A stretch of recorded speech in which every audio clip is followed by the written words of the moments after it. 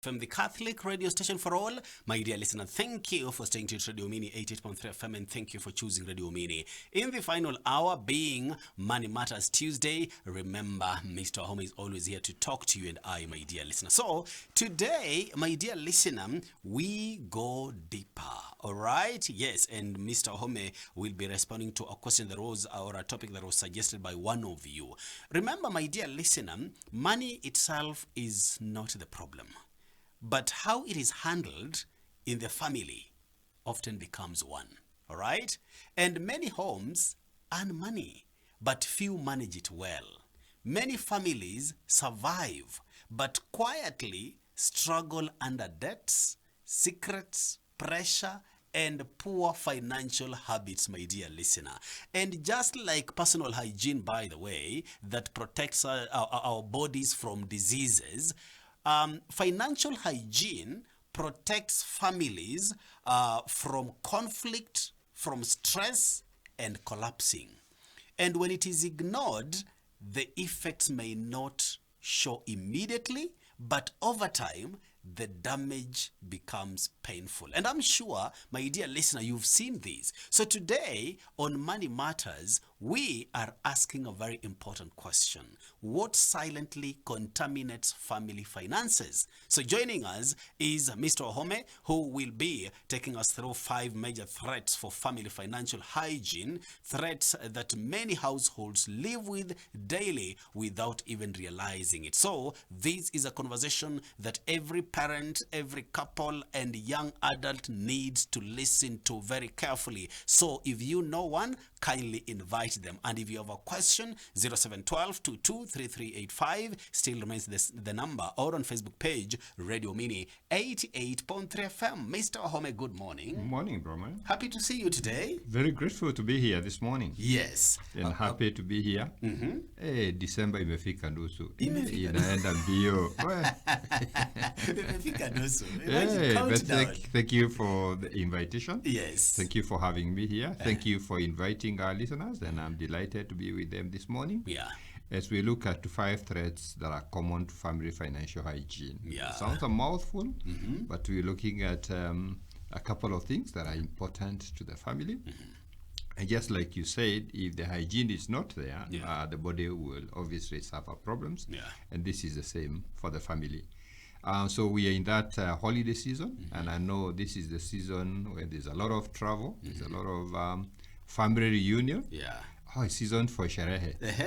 And I've seen one interesting comment this morning. I was smiling all the way. This young lady is saying, wale hatuna partner, tutaenda kusema nini tukienda ushago.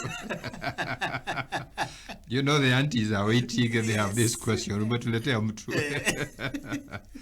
I think it's time to keep safe. It's time to do those things that are responsible, because we have a future. So as we travel, as we enjoy the sherehe, it's time to keep ourselves safe. We know this week, I think we're going to get to know the first timers to senior school. Yeah. I think the selection will be done this week. Yeah. We're saying best of luck, and I think the scores they got will obviously guide the process. Hey, parents are still wondering, this EE1 and EE2. But you know, Bram, it's very interesting. The way many times things change, they remain the same. Exactly.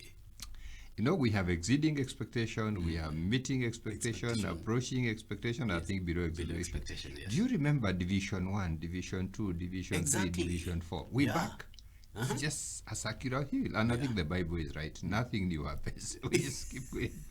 The same thing. Yeah. As we talk about that, please, all of us, let's remember January is coming. Schools are going to open. Please keep pay the school fees or keep it safe. Yeah. I think that's a nice place to start the discussion. But before we start, help me not cry, but point out to people who are premium tiers this week in the investment world. Yeah. There's something called OptCoin.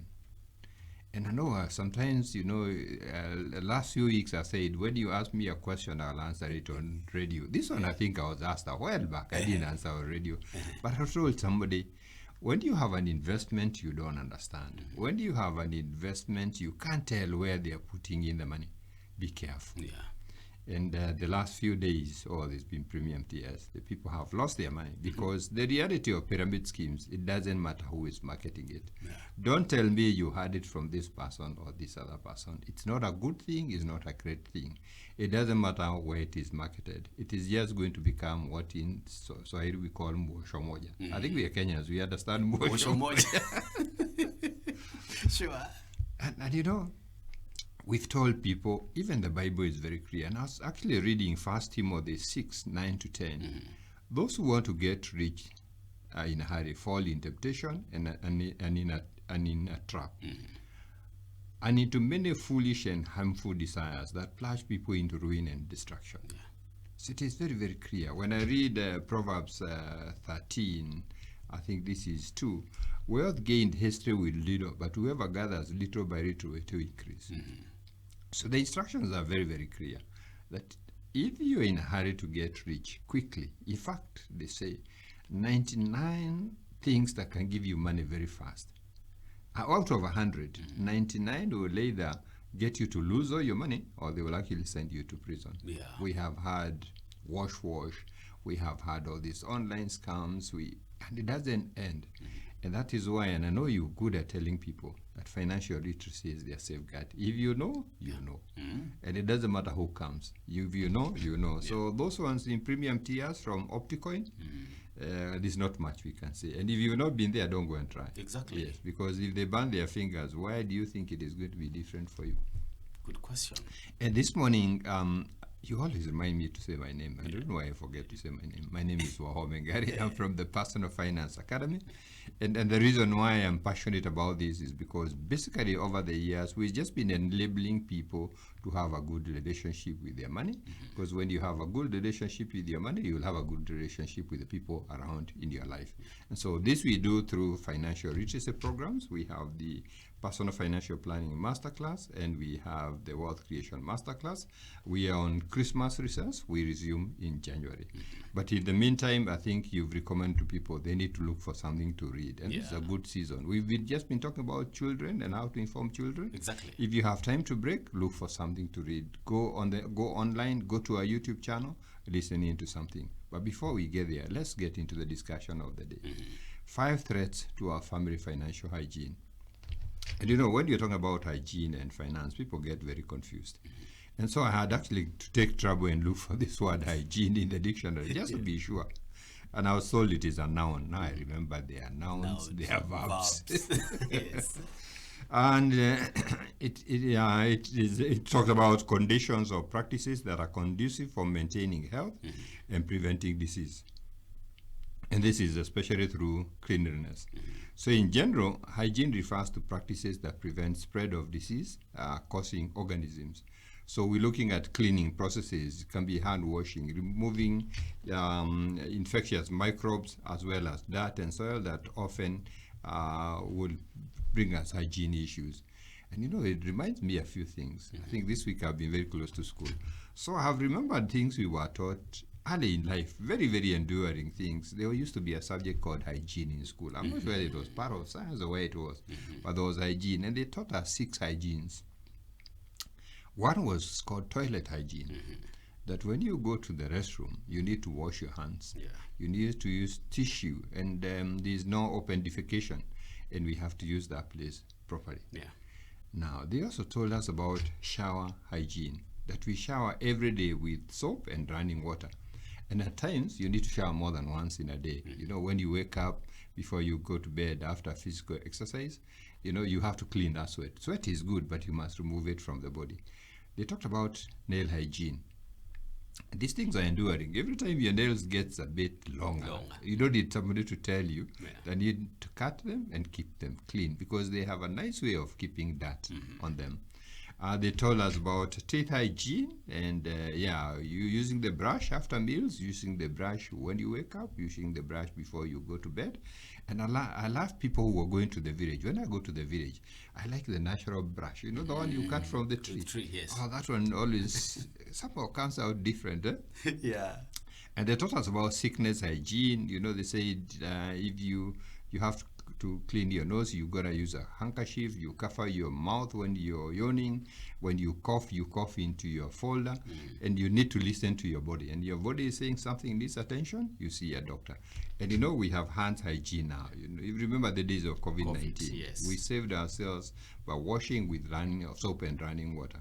So when you're looking at hygiene, I think it's something that we all understand. So when you're looking at family financial hygiene, now this is a broad term. It refers to your overall family financial viability and security. So here we're looking at viability. So it includes a lot of things. It includes things like paying your bills on time. School fees is due in January. If it's not paid in January, you can imagine the crisis that's going to be there in family. It actually means addressing financial emergencies without it being a crisis. Even if financial emergency comes, we can address it without it becoming a crisis. It actually refers to saving a portion of our income and investing frequently, such that every other month we're able to save, or every time we have income, we're able to save it and we're able to invest a bit of it. It actually talks to maintaining a good credit score, that we are credit worth, that if we want to borrow, we're going to be seen of good credit standing. It actually means filing our tax returns in time, so that when the taxes are due for filing, we are filing. The whole issue about organizing, updating our financial assets information, so that should anybody else take up our financial matters, they can easily be able to make head or tail. So roughly that's what financial hygiene is.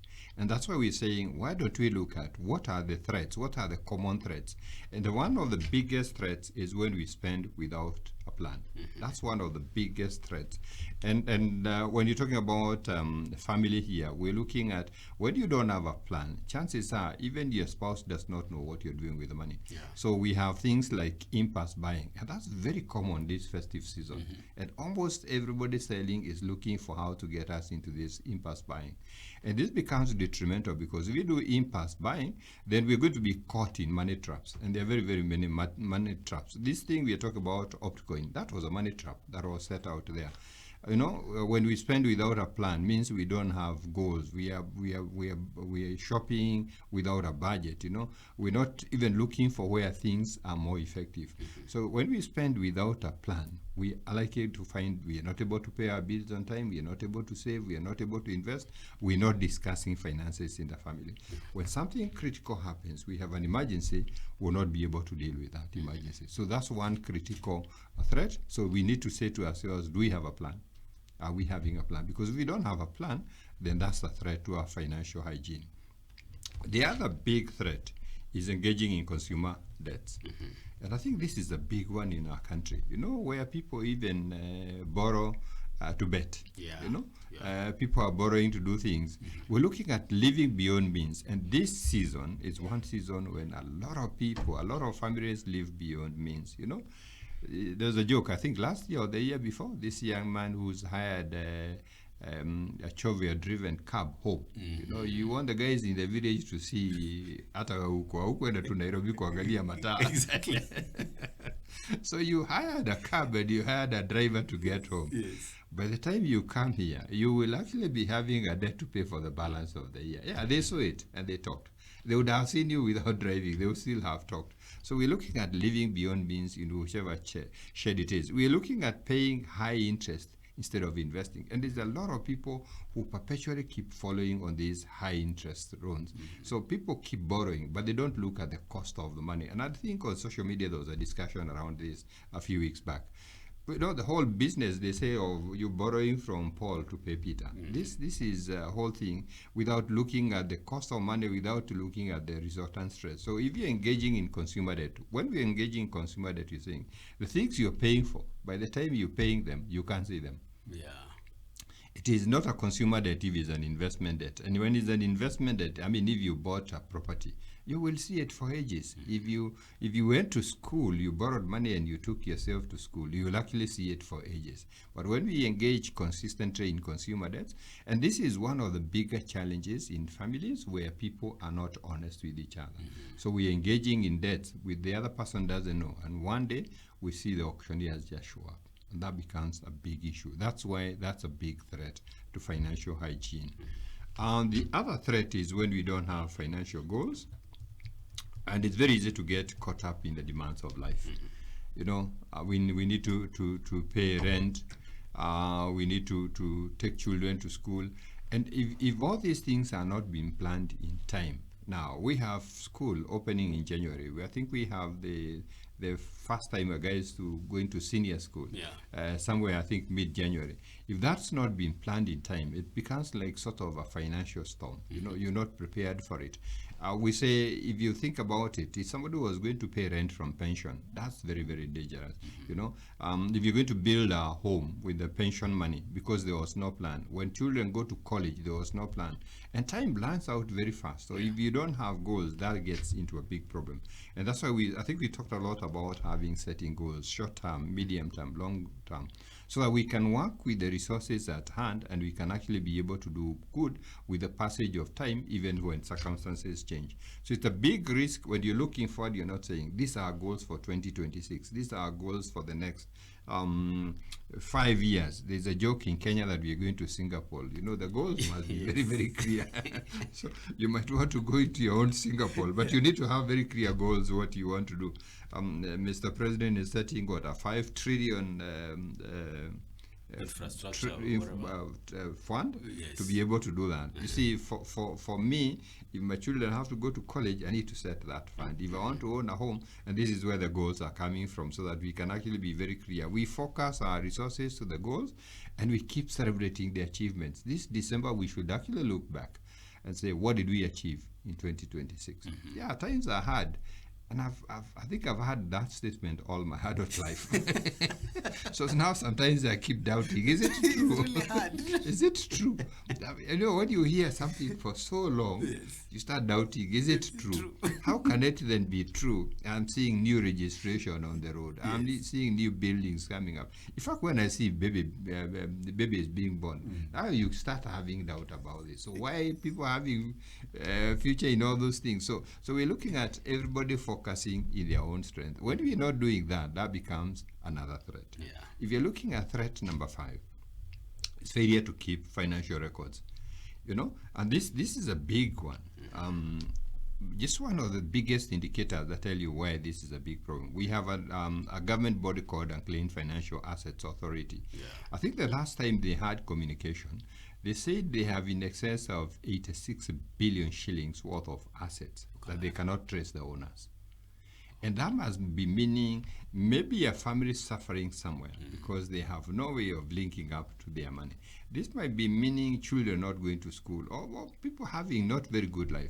So it is important to secure our records and to keep them in a good place. And this is where financial openness at the family level comes in. I mean, if we are a family, do we have an idea what properties we have? What shares are we holding? What title deeds are we holding? How much money is in the market fund? How much money do we have in the circle? You know, all those things, where is the information? Who has the information? Or are we suffering from something we call financial infidelity? That one person is dealing with money without informing the other. So if for whatever reason one person is not there, everything is likely to be lost. And so that's a big threat to financial hygiene, because you can actually see the problem you would find yourself in when nobody has an idea where these things are. And that's a very, very common thing. 86 billion of assets is enough money to build the Nairobi Expressway. That tells you how much money we are talking about. So again, this is something we look at as a family and we say ourselves, are we likely to contribute to that fund? Or have we organized ourselves in a way that we don't think we are candidates for that fund? It's very important to think about that threat. Again, there is no single formula. People keep always asking, so how are we supposed to fund our money? Should we open a joint account? Should we leave one person run the money? Should we share the bills, so you're running this set and I'm running this set? Again, every family is unique. So there's no single rule for everybody. You have to, knowing each other, you have to find what works for you. I mean, there are people who suffered Mosho Moja. You let the person run the accounts, one day you found they drained it completely. And they told you, don't worry. So again, we know each other. Once we know each other, it gets easier. So that then we know, if it is assets, are we going to own them jointly? Are we going to be tenants in common? Do we entrust them to one person? Do we actually form a family trust? So there are all different ways of handling that, because if that's not handled well, that becomes another threat to family hygiene. And you can clearly see why that is a threat. The last threat to family hygiene that I want to mention is failure to gather financial knowledge.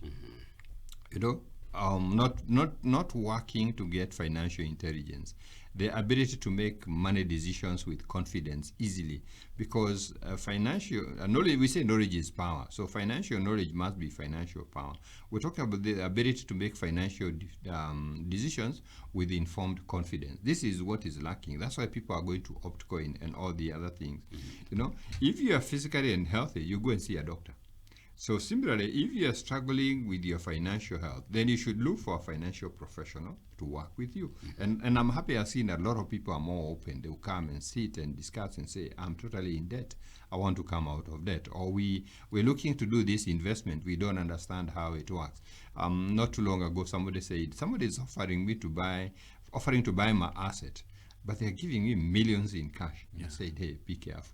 You know, there's a lot of fraud. There's a lot of counterfeit laws. There's money laundering. If you found yourself with 10, 20 million in cash, what would you do with it? What's the risk? Can you imagine keeping that money at home? How would you even sleep? You know, it might look like a simple thing, but then you start thinking of the implications of what these things are. And that's why sometimes you need a professional to help you to look through in those things. But as you're looking for the professional, it is important to engage in structured financial planning. It is good to be able to get something that we can be able to do. We talked about money lessons for children. Maybe it's time to say, what's money lessons for my spouse? What's money lessons for myself? What's the plan for 2026? You keep encouraging people to read my book, Worded Words, and there are many other books that they can actually be able to read. Because going into the future, empowering yourself is one of the things that will take you into that future and write out these threats that we're talking about. And so let's see some things we can do so that we can actually be able to improve, so that these threats do not actually put ourselves into financial problems. Because most people know I think everybody knows the importance of financial health. That you need to practice good financial habits so that you can actually be able to reach the goals that you set yourself. But the biggest thing is doing. I think there's a whole big difference between knowing and doing. So common mistakes people do is sometimes we get overly ambitious. We want to do everything. And I think that's the national problem we have. We want to move from third world to first world, and we're not even considering what second world is all about. We want to become like Singapore. We're forgetting Singapore is just the size of Nairobi, and it is an island. We have to bring in people in the northern part of this country and the southern part of this country. So we do not want to deal with too many things within the means we have. We need to have some order so that we can actually find ourselves moving in the right direction. If we don't have order, we run what we call the financial rat race. You're working very hard, you're making money, but it's going so fast. So if you think about these habits, simple habits that we can practice, like paying bills in time. You know, we have very many bills that we have to pay, and they have timelines. Rent has timeline. If you're paying rent, I think it's 5th or 6th for most people. School fees has deadlines. I think it is 1 week after school opens. If you have water or electricity or Wi-Fi or Showmax, Netflix, DSTV, and I can go on, they all have timelines. Maybe in 2026, let's try to practice working on those timelines. That would be very, very good discipline. Because when you don't pay them on time, we're going to suffer. Lateness penalties, we get levies, we get charges. Sometimes the services are withdrawn, we suffer inconvenience, sometimes embarrassment and negative consequences. Can you imagine when children are called out in the parade because fees has not been paid? Nobody sometimes think of the psychological challenge that you place them on. Just the fact that their name was mentioned, you know. So we suffer a lot of consequences when we don't do that. But if we practice this, we pay our bills on time, we're going to find ourselves keeping fit and keeping up and getting better. So if you're not up to date in this habit, I think it's sometimes to say, the pain points. If I've been struggling to pay water on time, and they always disconnect and have to negotiate. I'm struggling to pay. I think people like Showmax, Those ones, they just disconnect. You come in to see the movie and it is gone, If you're struggling with school fees, the teacher knows. When you call, they say, oh, you are a tena. They know the story. So we are saying, in 2026, let's practice. Let's see whether we can actually be able to do that. And it's easy to get out of these pain points. Maybe we need a reminder system. Sometimes we just forget. We have too many things. I see nowadays a lot of people say, I forget this. So you might need an app on your phone. And the phone is always a good thing. It can remind you. We have a diary. You can have an online calendar. You can have a paper file on your desk. The way we have all those stickers we stick on our computer. Yeah. They will remind us. Children are great. Just tell children. They will remind you very honestly. You can tell your spouse, and that becomes an important thing. So we are not out of power. And we are wondering why we talk out of power. We cannot then. For whatever reason, we were late in doing that. And if you do that, I am sure we're going to start having financial hygiene. We'll not have quarrels. This was not done. This was not done. The other one was not done. So that's an important thing that we can actually observe. Let's pay our bills in time. The second thing we can actually practice is create and stick to a budget. Budget is a tool that's going to help us to allocate finite resources the best way possible. The resources we have are not infinite, they are finite. So it answers the question, which money goes where, long before you get the money in your hands. So that when the money is coming, you're not now struggling to say which one is going somewhere. Before you get the pay, you've already thought about it, and you know which money is going somewhere. I am sure our budgets, our government budgets, and the budget here for government starts very early. It's a whole process. Companies budget, institutions budget.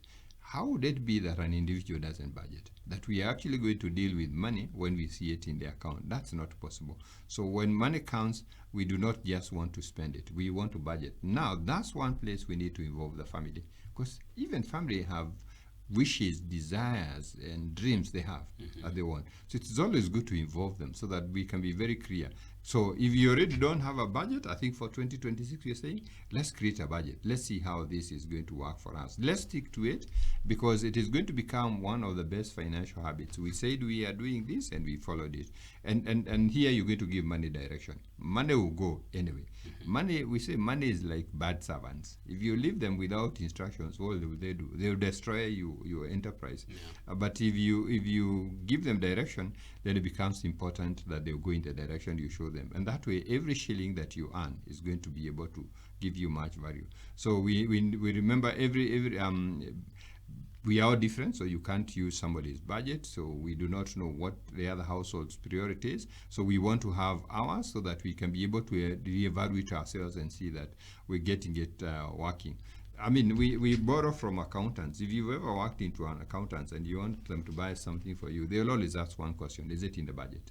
So we want to get into that habit.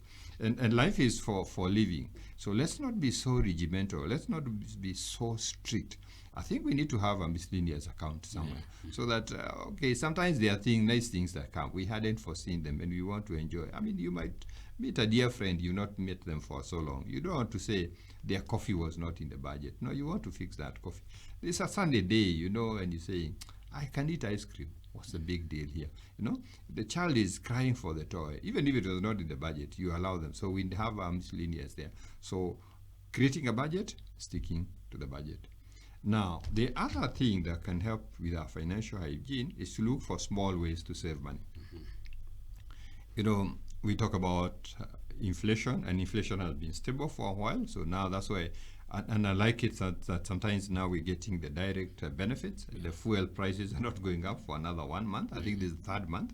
Fuel prices have not gone. Maybe this is the first Christmas without fuels going up. And that means maybe fare will not be very, very high. But we need to look for ways of saving money on a daily basis. Maybe this is the time we should be washing clothes with cold water. Why do we have to wash it with hot water? We're looking for creative ways to making sure that we can be able to have a meal without running to the supermarket for everything. We want to develop smart spending habits. So if you have some space around the compound, maybe grow a bit of your food. They've got urban gardens. They have vertical gardens. They got that gunia with muchanga you can keep at the corner of the place if you have that space. So you can grow your food, maybe next day it's time to carry lunch to the office.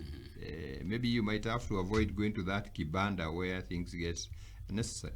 Maybe keep off the lights, and if you can, install solar. You know, we've got a lot of sunshine, January, February, March, before the rains come. You know, you can always be able to do a few things. Don't Uber everywhere. Walk is good for you. I think I've seen a lot of people say, if you walk, you have done very good exercise. And so if you can walk, why don't you do walk? Because these small things, when you consider all the small things you're looking at, they add up to a lot of things. Maybe you might find you're eating healthy, you're living healthy, so you're avoiding the doctor, and involve your family. Yeah, don't get children crazy that now they can't walk a kilometer, you know. No, just show them how to walk. It's a nice thing. It's good for their health. Keep them away from the screen. Oh, parents, we have a serious challenge, you know, keeping them away from the screen. And that's why walking, because we can only be able to walk out. I see people walking and they are holding the phone, they are looking at something. The damage we are doing to their brains is something that might tell us we need to get them outdoor. I know I always have this discussion with my children. I always tell them my toys were always outdoor. And I made them myself. So roller skating is nothing new. We made that thing out of wood. In fact, we used cow dung to lubricate. Yes. And we had a string for steering, but it is still work, but it was outside. In fact, there's something that I am not sure they do. We had some ring that we used to roll. I am not even sure what the name is. I have not seen the replication of that one. Yeah. So we can actually be able to cut down the cost and live a good life. One of the things that can help us with this discipline is to capture expenses on a daily basis. In fact, if you try something next year, this is one thing I want to recommend.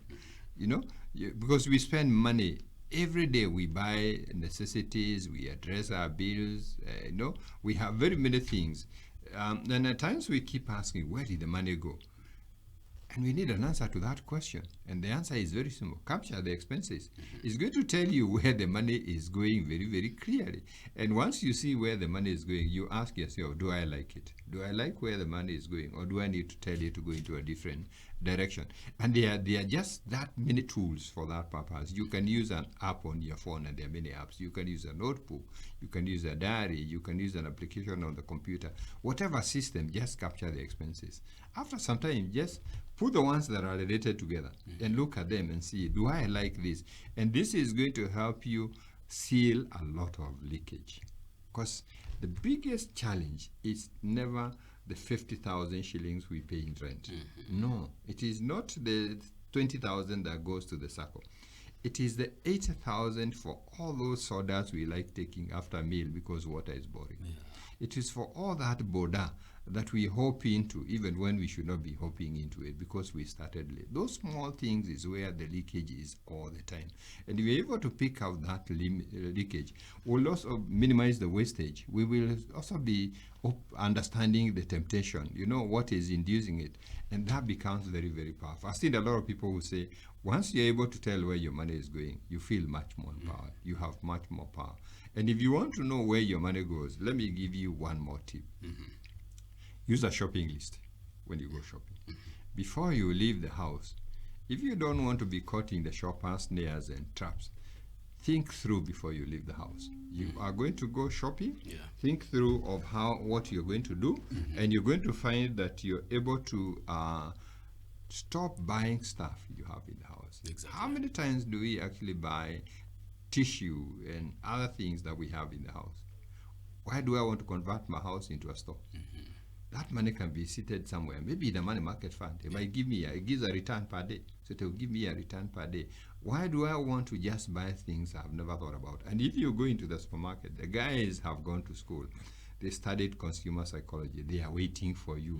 That is where they keep rearranging their shop so that you can get lost a few more times. And that allows you to get there lost and buy things you hadn't seen.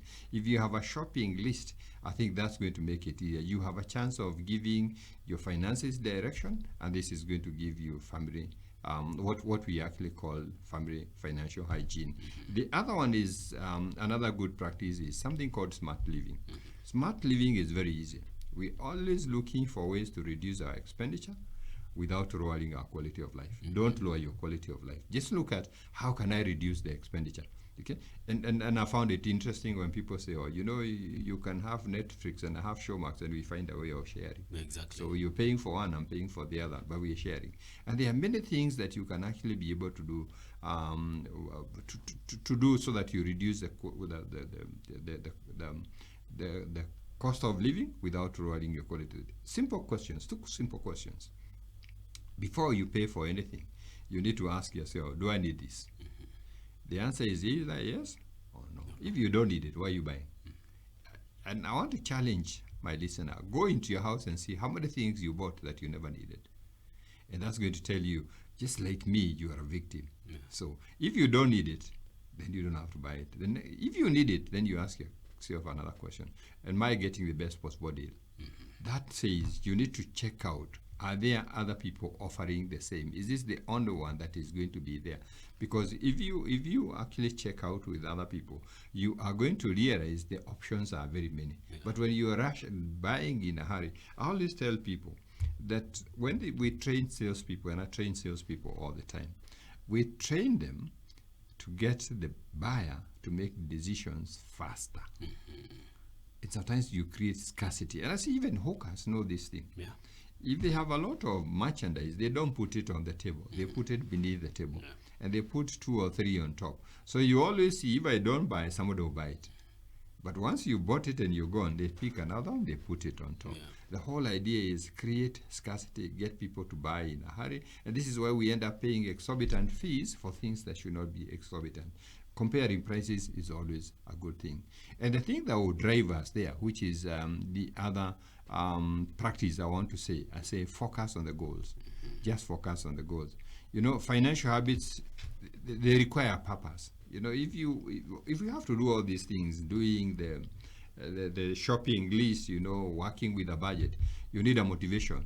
You need something you're aspiring. That's why you need a goal. You need to be able to tell yourself, what do I want to achieve? And you're looking at things that you want to achieve. You want to say at a given age, I want to go on vacation. Yeah. Maybe this year I don't like vacating. Maybe we just gone to the village too many times. And everybody's going to Malindi. It's possible. We can go to Malindi next year. We just need to find out, what does it cost? And how can we raise that money? And that becomes easier. You might have said, I want to take up a new hobby. You've seen the lifestyle you're reading. I think you need to take up a new hobby. It could be actually another activity. You realize you're living too much for yourself. Maybe it's time to set aside and give to others. Go to a children's home. Go to a home for the aged. Because this is Christmas season for giving. When you find you have nothing to give, you need to look back and say, am I saying God gave me nothing? Is that what I'm saying? Or have I not been a good steward? Because if I've been a good steward, I am commanded to give. What am I giving? And you can set out and say, every so often I'll give X. And you start setting that aside. With that goal in mind, you will actually find it easier to say, okay, I will not do this, because by not doing this, I'll actually have the money to be able to do the giving. So if you keep the financial goals in mind, it makes it easier, because now we can avoid the impulse buying, we can stick to a budget, and this improves our daily life. There's nothing as good as achieving. And we always say success has very many parents, failure has none.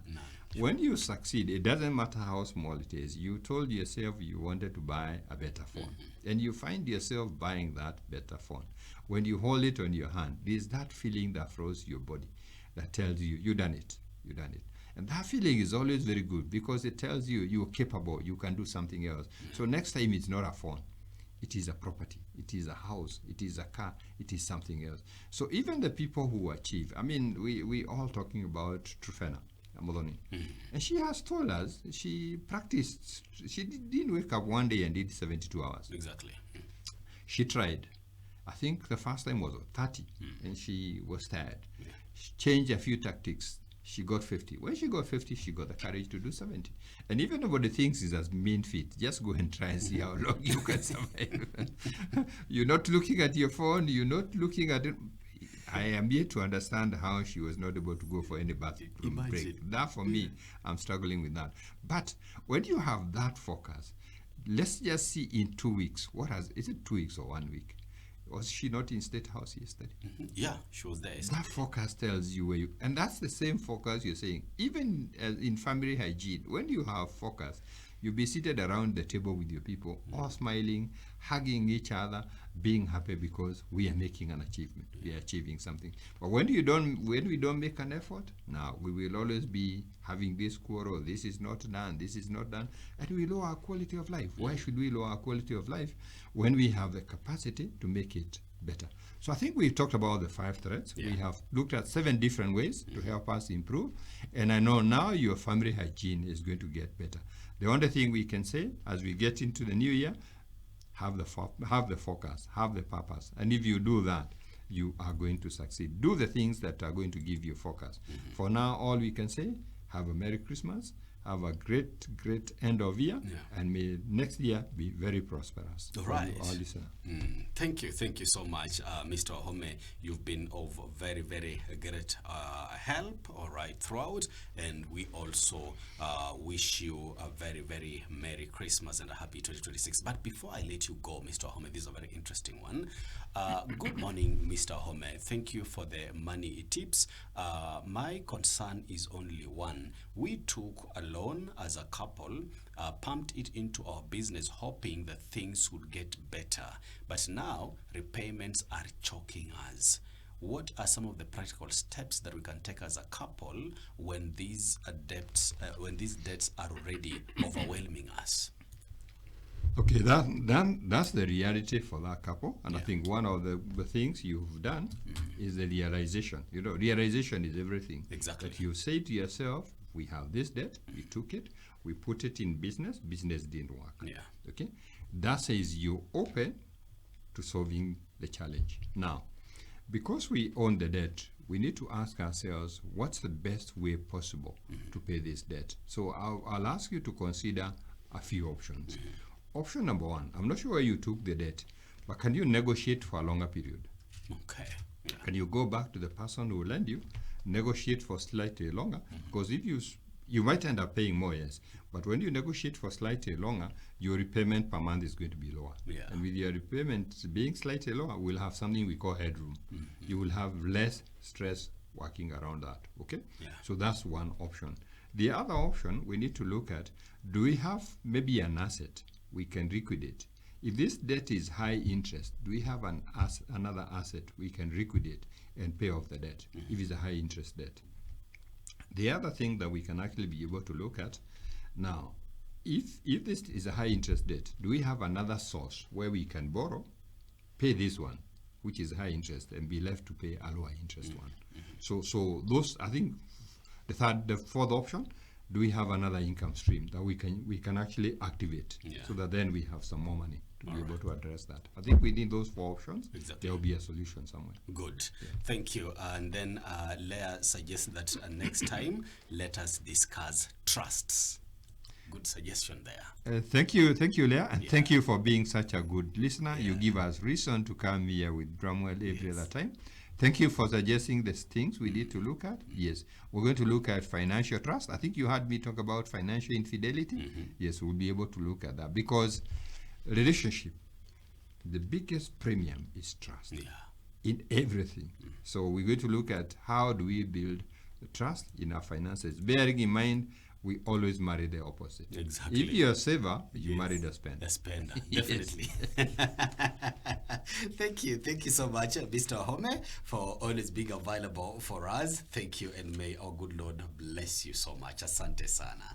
But in the meantime, my dear listener, remember, Mr. Wahome has a book that he has authored, all right? Do you know your personality, by the way? Let me ask you, all right? You know, some of these things zero down to who you really are, okay? If you want to know who you really are, you better, my dear listener, rise above and get a copy of The Wallet Words. That is a book that Mr. Wahome has authored, and it has made me who I am today, by the way, all right? I read that copy every weekend if I have free time. I read it, and again, as I take notes, by the way, that is how thorough I am, all right? So you can get that copy by sending a text or expressing your interest on 0708 150 137. That is the number, 0708 150 137. That has been our time, my dear listener. Let's do this again tomorrow, God willing, to have a productive Tuesday. Kwaheri.